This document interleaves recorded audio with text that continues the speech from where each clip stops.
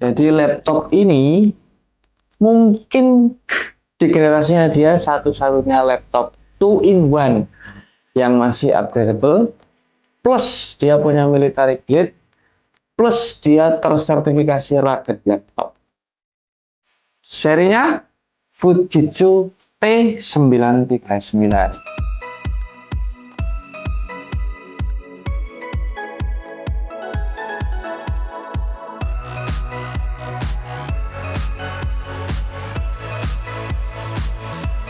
Nah,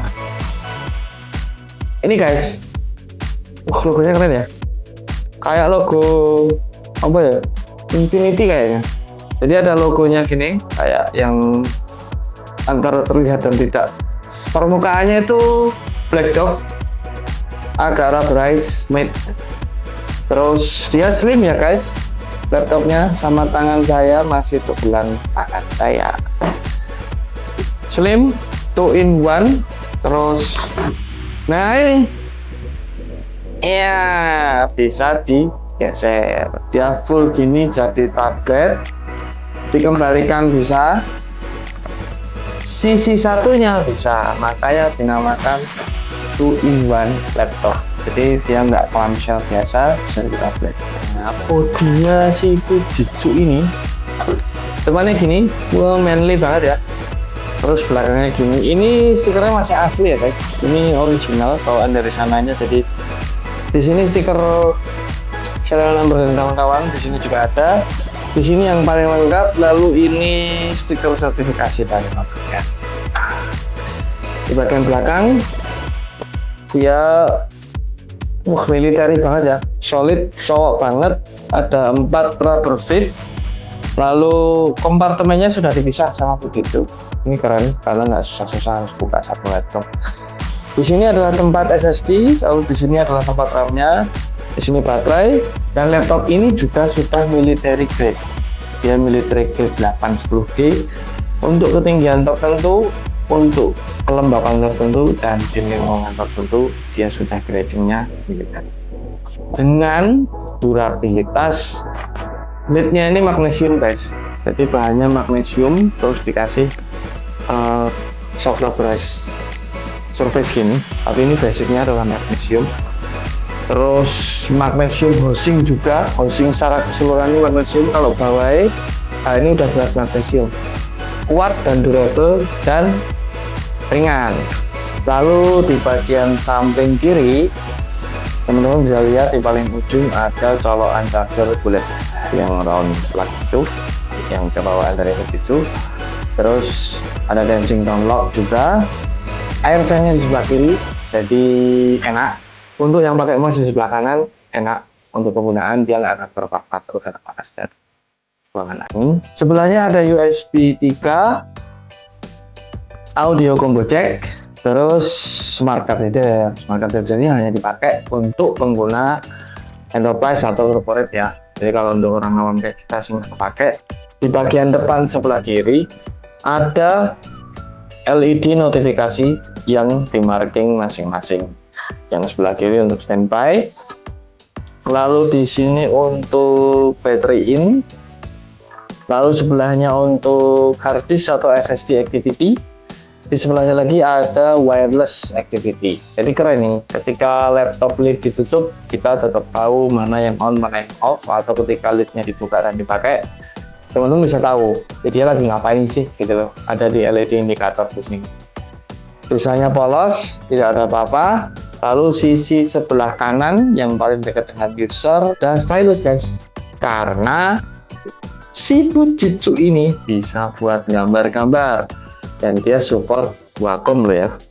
Di sebelahnya stylus ini tadi ada SD card reader dan ini full size guys. Jadi untuk teman-teman yang sering ngambil konten dari kamera atau dari device yang lain yang pakai SD card full size, nggak perlu repot bawa-bawa adaptor, langsung colok, copy paste, lancar. Di sebelahnya ada USB 3 lagi, lalu ini USB Type C, dia bisa untuk data sama power delivery. Kalau teman-teman males bawa charger bawaan, bisa ngecas pakai USB Type C. wattnya minimal 65, pastikan kabelnya juga proper. Jadi kalau kepala chargernya 65 ya beli kabel 100 watt lah, jangan yang beli kabel-kabel yang under resistor murah gitu. Di sini ada HDMI.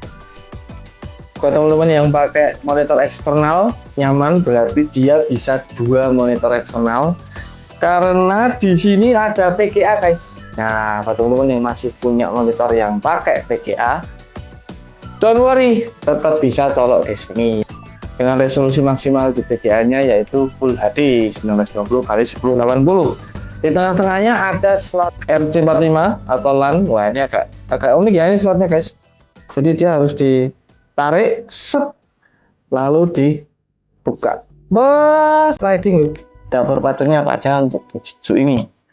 Nah, di unit yang kita pegang saat ini dipersenjatai dengan prosesor Intel Core i5 generasi 8.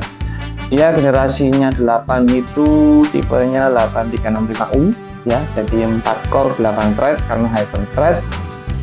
Base frekuensinya ada di 1,6 GHz, turbonya sampai 4,1 GHz. Jadi lebih dari powerful untuk kebutuhan komputasi standar 2024. Terus untuk RAM, nah ini juga jadi keren. Slot RAM-nya ada di sini, single slot, single channel, maksimal itu bisa ditaruh 32 GB, DDR4 2400 atau 2666 masih bisa. Sip. Untuk yang terpasang sekarang 8 GB biasa bawaannya, konfigurasi komputer. Tapi kita sudah coba sampai 32 GB lancar. Nah, terus untuk SSD di sini juga samaran jadi satu. SSD-nya bentuknya itu yang tipis 2280, bisa support SATA maupun NVMe. Maksimal SSD-nya bisa 4 TB kalau yang mau beli 4 TB. Tapi rata-rata teman-teman biasa pakai 1 atau 2 TB aman dan lancar. Layarnya bening. Besaran luas layar adalah 13,3 inch. Yang ini resolusinya HD 1366x768. Tunggu dulu, jangan terus HD. Bukan gitu guys. Layar HD yang ini dia tetap HD super bright. Jadi dipakai di luar ruangan aman dengan kecerahannya sampai 300 nits. LED backlit, panelnya glossy tapi tidak memantulkan cahaya ya, perspektifnya nggak banget. Jadi dipakai di outdoor oke, di indoor membelakangi cahaya masih tetap oke. Caranya gini, dia touchscreen. Selain support pen, dia juga touchscreen, capacitive touch hingga 10 poin. Mantap tak? Terus pennya juga support Wacom kalau untuk gambar-gambar ya. Untuk kapabilitas eksternal monitor, dia bisa 3 dipakai, termasuk monitor laptop ya. Jadi 1 monitor laptop, 2 monitor eksternal. Monitor laptop, lalu 2 monitor lain lewat HDMI dan VGA. Wah, mantap tuh. Untuk teman-teman yang juga bergerak di sektor kreatif, laptop ini bisa untuk edit foto, editing video kelas menengah ya, karena dia hanya pakai Intel HD dengan aplikasi CapCut, Photoshop, Corel tanpa lancar, dipakai aman tanpa kendala. Terus untuk OS, nah Fujitsu ini dari pabrikan, dia dibekali dengan pre-install lisensi dari Windows tentunya. Dia ada yang dibekali Windows 10 Pro, lalu ada yang no OS, jadi ada yang kosong. Untuk unit kita sekarang dia sudah dibekali pre-install lisensi. Jadi untuk teman-teman yang mau beli, jangan pernah lupa untuk tanya sudah ada lisensinya belum, karena ini menjadi penting ketika teman-teman mau upgrade atau apa ya. Kalau nggak ori kan nanti pasti ada masalah dengan update dan lain-lain, tapi untuk ini wajar. Tinggal install aja sesuai versinya. Katakanlah versi Pro ya, nanti dia akan update sendiri. Dari Windows 10 update ke Windows 11 pakai built-in update aja, lancar. Dan ini native support Windows 11 karena sudah Core i Gen 8. Keyboardnya dia pakai keyboard 6 row, 6 row, chiclet mode, dan backlit. Untuk layout tentu saja disesuaikan dengan pasaran kemanakah laptop itu akan diekspor. Yang kita punya US backlit keyboard, backlit, nah backlightnya terang ini. Terus dia punya stroke key-nya itu 1,5 mili, jadi enak banget ya untuk ngetik. Nah, touchpad-nya dia juga multi touch di sini. Jadi untuk gestur Windows semua bisa dijalankan dengan nyaman, tidak ada masalah, fungsional. Untuk teman-teman juga yang sering pakai laptop untuk Zoom atau sekedar video callan biasa, nah ini jangan dibandingkan dengan laptop bisnis kebanyakan, soalnya kameranya 2. Laptop kok kameranya 2. Kamera pertama di sini ada kamera 1 ya di sini. Ini aja ya. Nah, kamera pertamanya adalah kamera 720p HD biasa ya, 1 megapiksel, ditemenin sama di sini ada ambient light sensor. Jadi kalau sensornya dinyalakan, dia akan melihat cahaya sekitar, lalu kecerahan layar menyesuaikan dengan kecerahan cahaya di sekitar teman-teman. Kalau keren tuh, ya kayak HP lah, ada light sensornya auto. Lalu ada dual microphone di sini. Dia digital array 2 plus noise cancellation. Jadi suara yang ada di sekitar nggak masuk, yang masuk suaranya. Kalau untuk telekonferensi atau video call. Di belakangnya nah ini ada kamera lain, kamera 5 megapiksel. Ada juga 720p, dia fix fokus tapi ada face recognition-nya. Jadi untuk video dia nanti bisa otomatis mengenali wajah dan itu yang itu. Terus untuk speakernya juga dual stereo ya guys. Nah, saya akan coba ini mumpung laptopnya di depan mata untuk nyetel ya YouTube.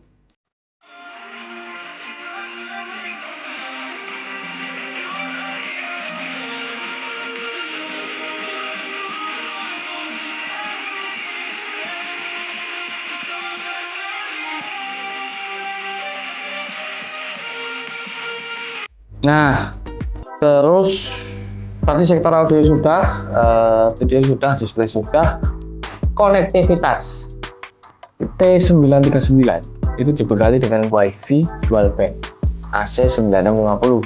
Jadi band pertama yang 2,4 GHz lancar, band kedua yang 5 GHz lancar. Terus ada Bluetooth juga di sini, Bluetoothnya versi 4.1 sudah dicoba untuk konektivitas wireless audio lancar, minim latency.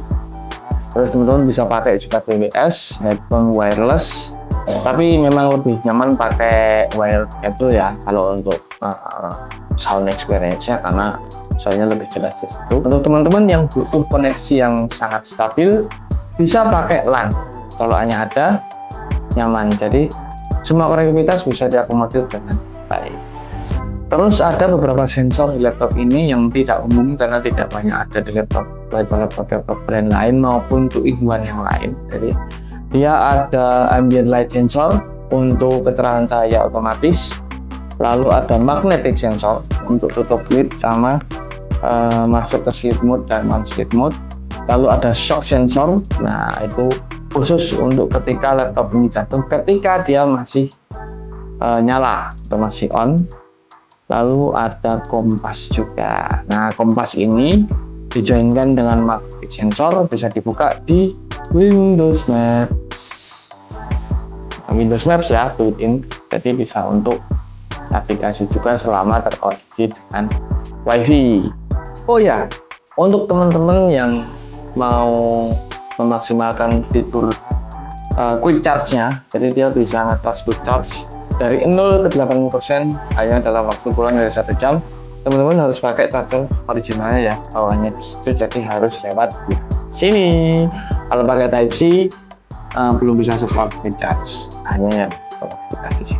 Plus kalau teman-teman dapat yang baterainya masih OP, dia sekali charge bisa 3-5 jam ya, tentatif bergantung penggunaannya. Nah, pertanyaan selanjutnya adalah apakah laptop ini worth it dibeli untuk harga under 3 juta? Wah, ini luar biasa, karena di kelas yang sama brand yang lain fiturnya tidak akan sebanyak ini. Itu satu. Dua, mayoritas laptop 2-in-1 kelas yang sama dan generasi yang sama dia tidak upgradable. Sedangkan Cido ini RAM-nya bisa di-upgrade, SSD-nya bisa di-upgrade, touch-nya sudah ada, pen-nya support Wacom, apalagi keyboardnya backlit. Ini juga mereknya paten karena perusahaannya udah ada sejak tahun 1935. Tuh, mayoritas generasi Z belum lahir. Dan mereka sudah bikin komputer dari sejak 1989. Japan made. Wow. Jadi bisa dibilang udah trusted lah buat bikin kayak gini. Jelas nomor 1. Nah, untuk teman-teman yang mau cek masih ada berapa stoknya, bisa langsung ke bawah ya. Segala macam pertanyaan mengenai T9K9 bisa teman-teman tulis di kolom komentar. Tanya apa aja bebas. Kritik dan saran yang membangun juga silahkan di post di kolom komentar. Jangan lupa like dan subscribe. Harus dong, jadi kita bisa terus bikin video dengan konten-konten yang bermutu dan mengedukasi. Sampai ketemu lagi. Terima kasih untuk teman-teman yang selalu ada, hadir dan melihat dan mendukung Gerak Komputa untuk terus bisa berkembang sampai hari ini menyajikan konten-konten yang berkualitas. Sampai jumpa, saya Adi.